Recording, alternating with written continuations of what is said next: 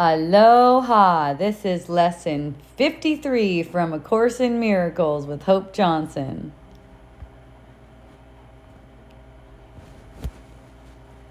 This is review lessons 11 through 15. Number 11. My meaningless thoughts are showing me a meaningless world. Since the thoughts of which I am aware do not mean anything, the world that pictures them can have no meaning. What is producing this world is insane, and so is what it produces. Reality is not insane, and I have real thoughts as well as insane ones. I can therefore see a real world if I look to my real thoughts as my guide for seeing. Number 12. I am upset because I see a meaningless world. Insane thoughts are upsetting. They produce a world in which there is no order anywhere. Only chaos rules a world that represents chaotic thinking, and chaos has no laws. I cannot live in peace in such a world. I am grateful that this world is not real and that I need not see it at all unless I choose to value it. And I do not choose to value what is totally insane and has no meaning. Number 13. A meaningless world engenders fear. The totally insane engenders fear because it is completely undependable and offers no grounds for trust. Nothing in madness is dependable.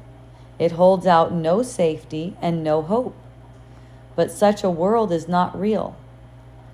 I have given it the illusion of reality and have suffered from my belief in it. Now I choose to withdraw this belief and place my trust in reality.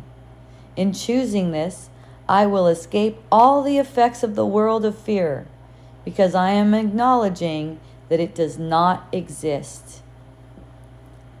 Number 14. God did not create a meaningless world. How can a meaningless world exist if God did not create it?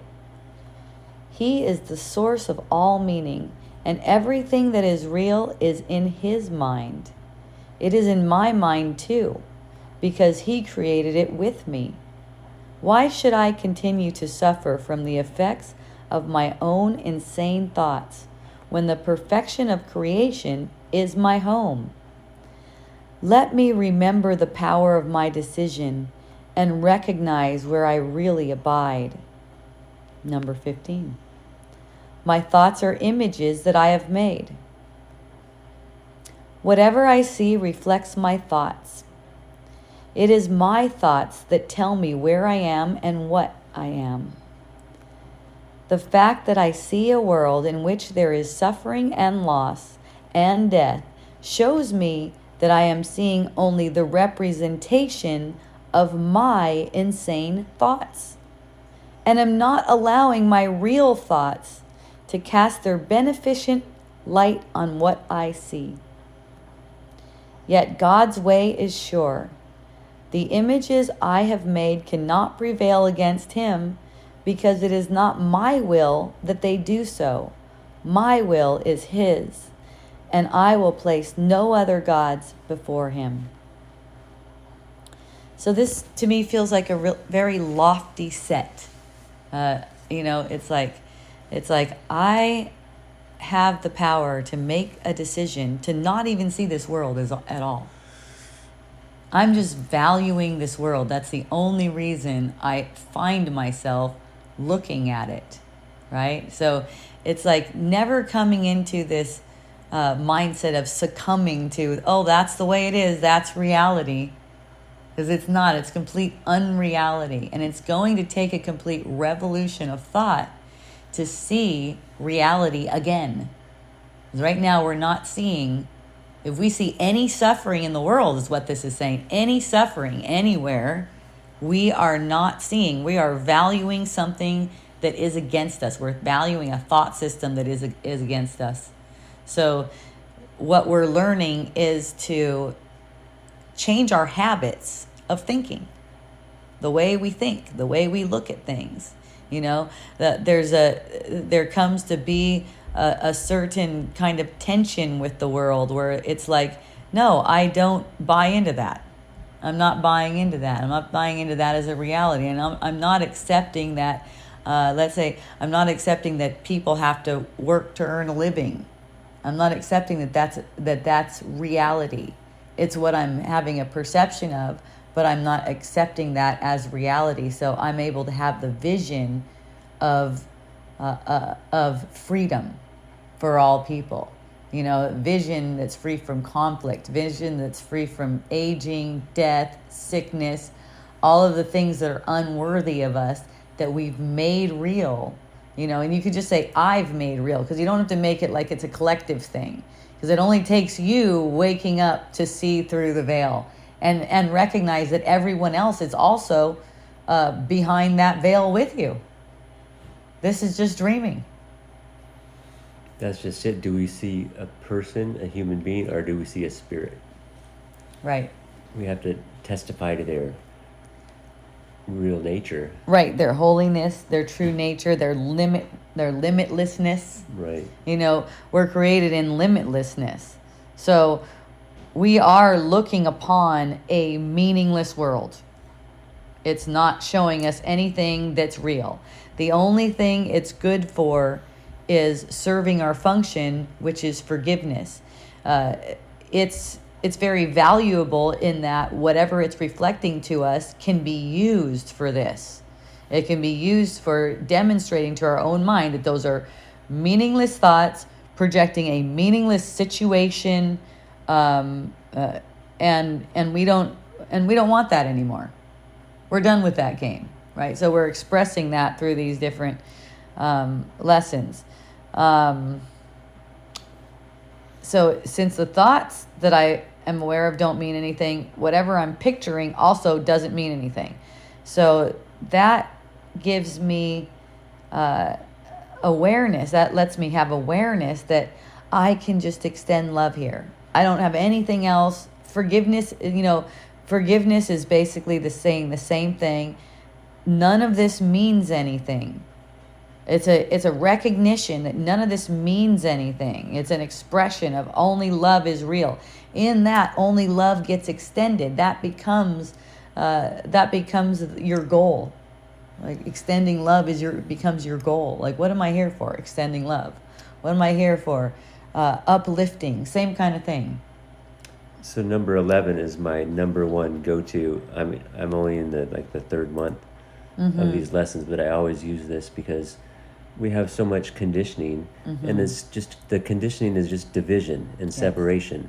So it's like, that person is this, or that person is that, or that person is this. Right. And so when you feel that division come in as a thought, I just say, a meaningless thought makes a meaningless world. Right. And that instantly forgives it. Yeah. And brings it to the truth. Yep. And so that's been my number one for a long time, is number 11 there. I love it. Thank you for doing that. And I can testify that you've been doing that. Amazing. It's been really amazing. Thank you. Thank you for that. Yes. Yay. So a meaningless world is upsetting. That's what I mean. It's like you're going to feel upset because you're perceiving a meaningless world. You're going to get, but you're not. It's not really you that's upset. It's that you're gonna find that out down the road, I guess. But this feeling of being upset, it's like telling you that you're upset because of your own thoughts. You're the one seeing a meaningless world. Insane thoughts are upsetting. So the world that you think you see, it's formed of insane thoughts. It is upsetting. That's how it is. Okay. So it's meant to produce upset in you. It is an upset feeling. So there's no way you can live in peace and stuff in the world. The peace that you know is the peace of God. It's kind of like knowing that and finding out that you're not actually in this world. You don't live in this world. You live in heaven. And that's where your satisfaction and peace comes from. It comes from withdrawing value to the world. But even in that, for me, I have upsets arising all the time. It's just that I know what to do with them, so it makes them exciting for me. I like it. They're energizing. It's like, yay, I have this. I'm birthing something, right?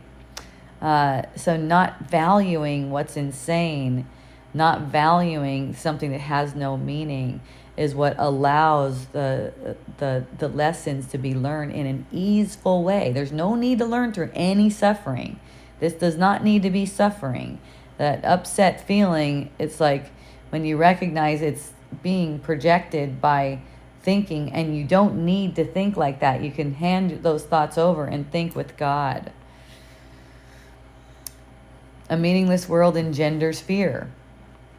So, being undependable, you don't have to think in terms that, I hope I can depend on this person, or I hope I can depend on this situation. That's one thing that I notice is such freedom for me. I don't feel like I need to depend on anything. And Tony has reflected to me, he goes, you're in the catbird seat because you just don't really mind what happens. You're doing business and doing different things. It's like not really minding which way it goes, because I know that this world is not to be depended on. The only thing that I can depend on is God. And the Holy Spirit's voice is totally dependable, which God gave me. God is your only friend. God is your only friend, right? When we start taking that to heart, then all the other stuff drops off. Yes, I'm so glad I can't depend on anything in the world. It's wonderful. God did not create a meaningless world. This is the good news. God did not create a meaningless world. So whatever he didn't create doesn't exist. Whatever God didn't create doesn't exist. And remember, everything that God created, we created with God. Right? We created it with God. God created us to be co-creators. Right? So this is our will as well as it's God's will, that what's created is happy, it's joyful, it's totally guiltless. No one suffers. There's no idea of suffering or anything like that. So it's like, why should I continue to suffer from these effects, whatever they seem to be, pain, anything? I mean, all of these effects, you can be released from them if you're willing to be released from them. And that's basically holding no idols before God, worldly idols.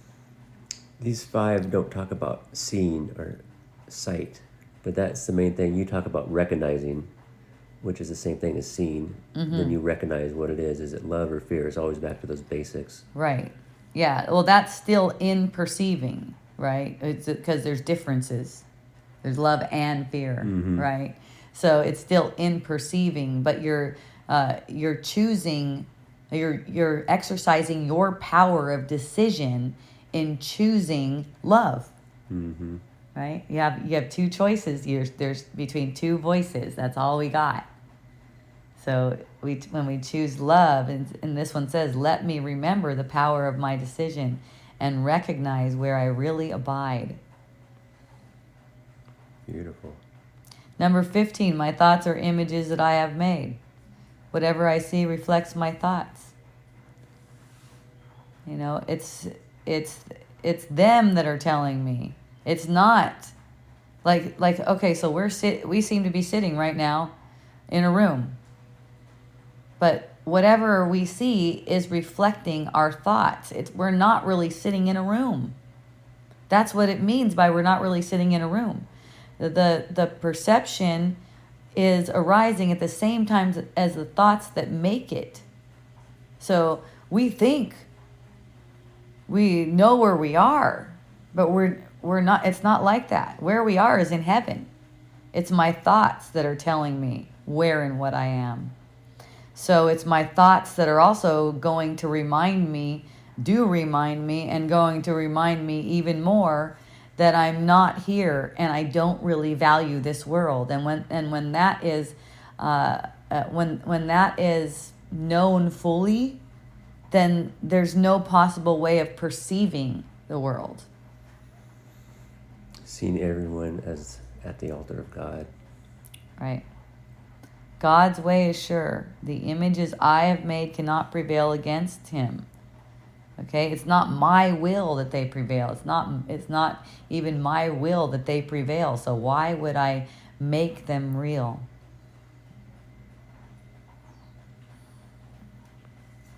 Good stuff. Yay. Enjoy your practice today. Aloha and a hui ho.